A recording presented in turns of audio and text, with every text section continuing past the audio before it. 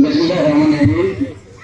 3 নং বহরমপুর ইউনিয়ন যুবদল ছাত্রদল অন্যান্য অঙ্গ সহযোগী সংগঠনের উদ্যোগে আজকে বিএনপি ভারপ্রাপ্ত চেয়ারম্যান তারেক রহমানের প্রত্যেক জাতির সামনে উপস্থাপিত একটি দফার জনমত সৃষ্টির লক্ষ্যে আয়োজিত শীত বস্ত্র বিতরণ এবং আলোচনা সভার সম্মানিত সভাপতি মান্দা থানা বিএনপির সাবেক সদস্য জনাব আইজউদ্দিন মাস্টার সাহেব, মঞ্চবরিষ্ঠ আজকের অনুষ্ঠানের প্রধান অতিথি নওগাঁ জেলা যুবদলের প্রাণবন্ত পরিশ্রম ও সুদক্ষ নেতৃত্বে আজ নওগাঁ জেলার যুবদল একটা অনন্য উচ্চতায় ডাক করেছে। সেই যুবনেতা আমার প্রাণীয় বন্ধু জনতা রোহিল মুক্তার, নওগাঁ জেলা যুবদল, ছাত্রদল, সাইবার ফোর্স, অন্যান্য অঙ্গ সংগঠনের নেতৃবৃন্দ, মান্দা থানা যুবদল, বিএনপি, অন্যান্য অঙ্গ সংগঠন এবং অত্র ইউনিয়নের যুবদল, ছাত্রদল, স্বেচ্ছাসেবক দল, অঙ্গ সংগঠনের নেতৃবৃন্দ এবং উপস্থিত সংগ্রামী বিভিন্ন ওয়ার্ড থেকে আগত যোদ্ধা এবং মা বোনেরা, সকলের প্রতি আমার ব্যক্তিগত পক্ষ থেকে আমার প্রান্তীয় সংগঠন বাংলাদেশ জাতীয়তাবাদী দল বিএনপি এবং বিএনপি ভারপ্রাপ্ত চেয়ারম্যান আগামী রাষ্ট্রনায়ক দেশ নায়ক তারেক রহমানের পক্ষ থেকে সংগ্রামী সালাম এবং শুভেচ্ছা। আসসালামু আলাইকুম। প্রিয় ভাইরা মা, আজ আমরা এসেছি আমাদের নেতা আগামী রাষ্ট্রনায়ক দেশ নায়ক তারেক রহমানের পক্ষে আপনাদের পাশে। তার একটি দফার মেসেজ আপনাদের মাঝে পৌঁছে দেওয়ার জন্য আমরা সকল নেতৃবৃন্দ উপস্থিত হয়েছেন। যেহেতু প্রচন্ড শীত, এই শীতে দেশ নায়ক তারেক রহমানের নির্দেশে আমরা আমাদের নিজস্ব যতটুকু সম্ভব খাদ্যের মধ্যে আপনাদের পাশে দাঁড়ানোর চেষ্টা করছি। যেহেতু তুলনায় এই সহযোগিতা অবশ্যই অপ্রতিকূল, আরো বেশি ভাবে আপনাদের পাশে দাঁড়ানো উচিত ছিল। যেটা আমরা 14টা ইউনিয়নে আমরা এই প্রোগ্রামটা করবো, সুতরাং আমরা স্বল্প পরিসরে হলে আপনাদের পাশে দাঁড়ানোর চেষ্টা করছি এবং আগামীতে যদি কোনো সময় সুযোগ হয় ইনশাল্লাহ বড় পরিসরে আপনাদের পাশে থাকবো ইনশাল্লাহ। আপনারা জানেন গত 5 আগস্ট ছাত্র জনতার অভ্যুত্থানের মাধ্যমে বাংলাদেশ সরকার শেখ হাসিনা মুক্ত হয়েছে। শেখ হাসিনা বিগত 16 বছর যে অন্যায়, নির্যাতন, দুর্নীতি, দুঃশাসন বাংলাদেশে করে গেছে সেটা বাংলাদেশের মানুষ দেখেছে এবং এখনো সেটা অনেক সাধনা করছে বাংলাদেশের মানুষ। সেই বাংলাদেশকে মুক্ত করার জন্য বাংলাদেশের গণতন্ত্র, ভোটের অধিকার এবং গণতান্ত্রিক দেশ হিসেবে, উন্নয়নশীল দেশ হিসেবে প্রতিষ্ঠিত করার জন্য আমাদের নেতা আগামী রাষ্ট্রের দেশ নায়ক তারেক রহমান জাতির সামনে একটি দফা পেশ করেছেন। আমরা ভুলে গেলে চলবে না 1972 থেকে 75 শেখ মুজিবুর দুঃশাসনের পর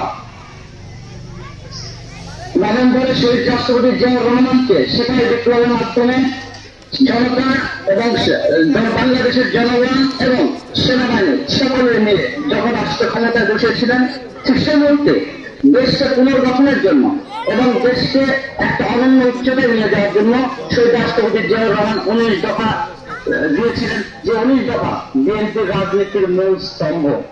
ঠিক তারই ধারাবাহিকতা, তার যে সুযোগ উত্তরসূরি আগামী রাষ্ট্রের দেশ নায়ক তারেক রহমান দ্বিতীয় মুক্তিযুদ্ধে বাংলাদেশ সরকার মুক্ত হওয়ার পর জাতির সামনে 31 দফা পেশ করেছেন।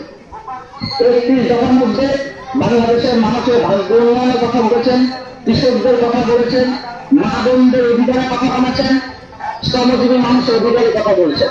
31 দফার বিস্তারিত আমি আলোচনা করবো না, বিস্তারিত আলোচনা সংগ্রামে প্রধান অতিথি করবেন। আমি একটি বিষয় নিয়ে আলোকপাত করতে চাই।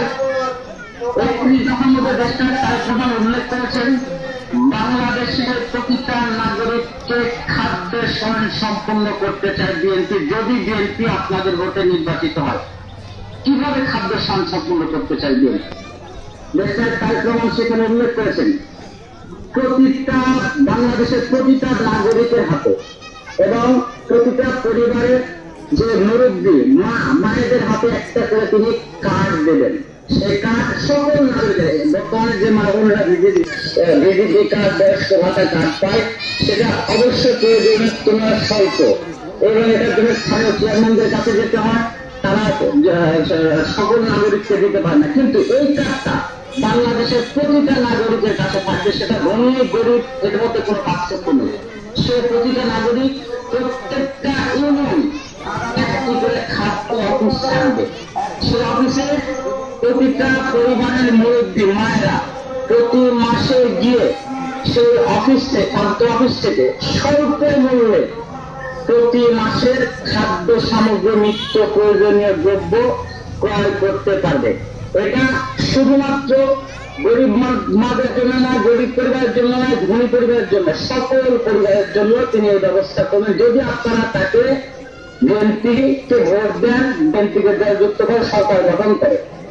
দ্বিতীয়ত, কৃষকদের কথা চিন্তা করে দেশনায়ক তারেক রহমান একটি দফার মধ্যে উল্লেখ করেছেন, বাংলাদেশ একটি প্রাকৃতিক দুর্যোগপূর্ণ দেশ। এদেশে যে কোনো সময় ঘূর্ণিঝড়, জলোচ্ছ্বাস, সেখানে কৃষকের ফসলের ক্ষয়ক্ষতি হয়। ফসল, ঘূর্ণিঝড়, জলোচ্ছ্বাস, বন্যা হওয়ার পর কৃষকরা যে ফসলের ক্ষয়ক্ষতি হয়, অনেক কৃষক অর্থনৈতিক সংকটে, বীজের অভাবে, সারের অভাবে তারা ফসল পরবর্তীতে ফলাতে পারে না। তাদের জন্য দেশনায়ক তারেক রহমান কি চিন্তা করেছেন? দেশনায়ক তারেক রহমান বলেছেন, প্রতিটা ইউনিয়নে একটি করে কৃষি অফিস থাকবে। সেই কৃষি অফিসে সার, বীজ, সকল পরিমাণ সবকিছু সরবরাহ করা হবে। এমনকি যেসব কৃষকরা অসচ্ছল তাদেরকে সচল করানোর জন্য, তাদেরকে পুনরায় যেন আবার কৃষিকাজে ফিরে আসতে পারেন, পুনরায় যেন ফসল উৎপাদন করতে পারেন, তাদের জন্য বিনামূল্যে বীজ, সার সে অফিস থেকে সে সংগ্রহ করতে পারবে। যেসব কৃষকরা অর্থনৈতিকভাবে অসচ্ছল তারা সেই অফিস থেকে তারা লোনের মাধ্যমে তারা বিভিন্ন অর্থ সহযোগিতা করতে, যারা যেন তারা আবার পুনরায় তারা কৃষি কাজে উৎপাদন করতে পারে, দেশের যেন খাদ্য উন্নতি হয়, খাদ্য সামগ্রী যেন বহির্বিশ্বে রপ্তানি করবে, দেশের চাহিদা নিতে, সেই লক্ষ্যে দেশনায়ক তারেক রহমান এই বাংলাদেশের মানুষের চিন্তা করে এই একটি দফার মধ্যে উল্লেখ করেছেন। শুধু তাই নয়, আরো উল্লেখ করেছে বাংলাদেশে এখন অনেক বেকারের জর্জরিত বিগত 16 বছরে আওয়ামী লীগের লোক ছাড়া কোন বিরোধী দলের মধ্যে চাকরি পায়নি। বিরোধী দলের অনেক ছাত্ররা আছে, অনেক ছেলেগুলো আছে বেকার, তারা শুধুমাত্র বিএনপি করার জন্য, বিরোধী রাজনীতি করার জন্য তারা চাকরি থেকে বঞ্চিত হয়েছে। সেই বেকার যুবকদের জন্য দেশনায়ক তারেক রহমান ঘোষণা দিয়ে দিয়েছেন, আমরা যারা উন্নত দেশে থাকি এই দেশগুলোতে বেকারদের জন্য একটা বেকার ভাতা রয়েছে। প্রত্যেকটা বেকার যে প্রতি মাসে নির্দিষ্ট টাইমে, সেটা 2 তারিখ হবে, 5 তারিখ হবে, 7 তারিখে বেকার ভাতা পেয়ে থাকে, যতদিন পর্যন্ত তিনি কর্মসংস্থান না পাবেন। ঠিক তেমনি দেশনায়ক তারেক রহমান ওই বেকার যুবকদের কর্মসংস্থান না হওয়া পর্যন্ত বেকার ভাতা চালু করার ব্যবস্থা করে 31 দফা নম্বর উল্লেখ করেছেন। তারেক রহমান সাহেব, দেশনায়ক তারেক রহমান ওই প্রতি মাসে যতদিন পর্যন্ত একজন বেকার ছেলে কর্মসংস্থান না হবে, যতদিন পর্যন্ত একটা বেকার ছেলে স্বাবলম্বী না হবে, ততদিন পর্যন্ত দেশনায়ক তারেক রহমান ওই বেকার ভাতা বিএনপি যদি ক্ষমতা যায় বিএনপি সরকার দেবে। সুতরাং রহমান এই 31 দফাটা বিএনপি, ওই 31 দফা আমাদের জনগণের ভাগ্য নেওয়ার জন্য।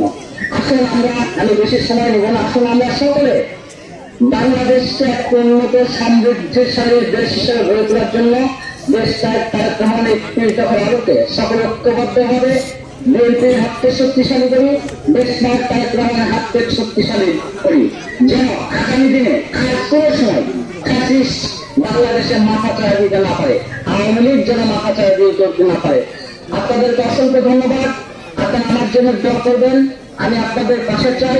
আসুন আমরা বিএনপি দেশনায়ক তারেক রহমানের পতাকা করে সকলে ঐক্যবদ্ধ হই, দল যাকে নমিনেশন দেবে তার পক্ষে আমরা কাজ করবো, কারণ দেশনায়ক তারেক রহমানের সিদ্ধান্ত চূড়ান্ত। সকলকে অসংখ্য ধন্যবাদ। সকল ভালো থাকবেন। শহীদ খালেদা জিয়া জিন্দাবাদ, আগামী রাষ্ট্রনায়ক দেশনায়ক তারেক রহমান জিন্দাবাদ। ধন্যবাদ সবাইকে তার মূল্যবান বক্তব্য রাখার জন্য।